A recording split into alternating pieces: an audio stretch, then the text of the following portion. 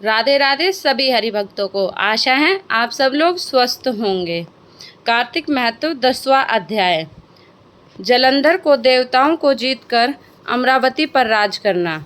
नारद जी बोले, हे राजन, देवताओं से हार कर जो राक्षस पाताल में जा बसे थे, वे भी जलंधर का आश्रय पाकर भूमंडल में आकर रहने लगे। एक बार उस दैत्यराज जलंधर ने राहु का सिर कटा हुआ देखकर उसका कारण शुक्राचार्य से पूछा। तब शुक्राचार्य ने समुद्र मंथन के समय का सारा हाल उसे कह सुनाया और 14 रत्नों के हरने की कथा तथा दैत्यों की हार का भी सब वृत्तांत कह सुनाया।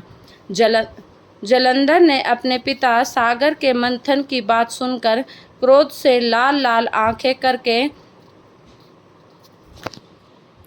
घस्मर नाम के अपने दूत को बुलाकर इंद्र के पास भेजा। वह दूत स्वर्ग में जाकर सुधर्मा की सभा में प्रवेश कर इंद्र से बोला, सागर के पुत्र जलंधर ने अपना दूत बनाकर मुझे तुम्हारे पास भेजा है। उसने जो कुछ कहा है वह सुनिए। तुमने मेरे पिता समुद्र को पर्वत से क्यों मथा और वहां से निकलते हुए रत्नों को जो तुम ले आए हो उन्हें वापस कर दो। इस प्रकार दूत के वचन सुन विस्मित होकर भय और रोष से इंद्र घस्मर से कहने लगे, हे दूत, हमने जो सागर का मंथन किया था सो सुनो।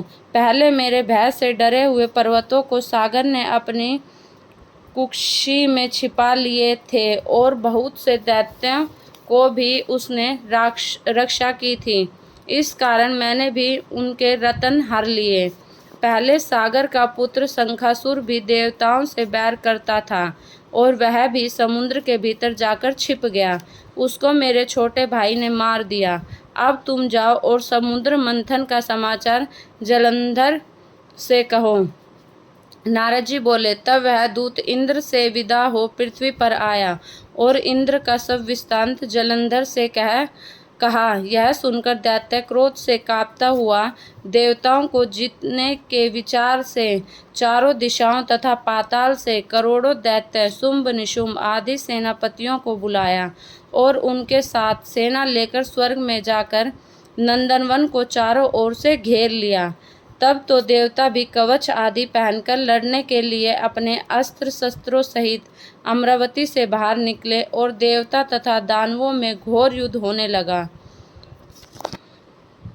मूसल, परीद, बाण, गदा, बर्छी, फरसा आदि शास्त्रों से एक दूसरे की भयानक मारकाट होने लगी। दोनों तरफ की सेनाओं के हाथी, घोड़ा सवार आदि के मरने से वहां रुधिर की धारा बहने लगी। उस समय सायंकाल के लाल बादलों की तरह वह रणभूमि शोभा दे रही थी और युद्ध भूमि में जितने दैत्य मरे पड़े थे उन सबको शुक्राचार्य ने मृत संजीवनी विद्या से जीवित कर दिया। उधर बृहस्पति जी ने भी मरे हुए सब देवताओं को अपने मंत्र बल से जीवित कर दिया। युद्ध के मारे गए देवताओं को पूर्ण जीवित देखकर जलंधर शुक्राचार्य से कहने लगा कि हमसे मारे हुए देवता फिर कैसे जी उठे। आपकी यह मृत संजीवनी विद्या तो और किसी जगह सुनी ही नहीं है। तब शुक्राचार्य बोले, अंगिरा पुत्र बृहस्पति ने द्रोणाचल पर्वत से दिव्य औषधियां मंगाकर इन देवताओं को जीवित कर दिया है, इसीलिए तुम द्रोणाचल को जीत लो। नारद जी बोले,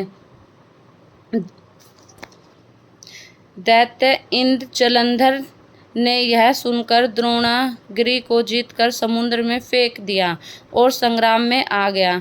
पश्चात संग्राम में देवताओं को मरे हुए देख बृहस्पति जी द्रोणाचल के पास गए, परंतु वहां द्रोणाचल नहीं देखा। द्रोणाचल को दैत्य हर ले गए। यह बात जान बृहस्पति जी भय से व्याकुल होकर बोले, भागो, यह महादैत्य जलंधर जीतने में नहीं आवेगा, क्योंकि यह रुद्र के अंश से उत्पन्न है। इंद्र ने जो कुछ उपद्रव किए थे उन्हें याद करो, यह उसी से पैदा हुआ है। बृहस्पति जी की यह बात सुनकर तथा जलंधर से भय मानकर सब देवता चारों ओर 10 दिशाओं को भाग गए। सागर के पुत्र जलंधर ने देवताओं को हराकर भागते हुए देख शंखानाद करते हुए अमरावती में प्रवेश किया। जलंधर के वहाँ प्रवेश करने पर इंद्र आदि देवता उससे पीड़ित होकर सुमेरु पर्वत की कंदराओं में रहने लगे और वह दैत्य देवताओं को जीतकर अमरावती में राज करने लगा।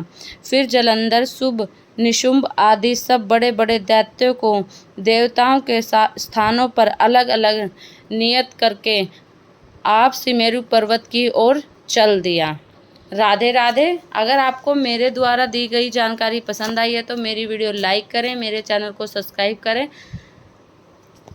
और अधिक से अधिक शेयर करें।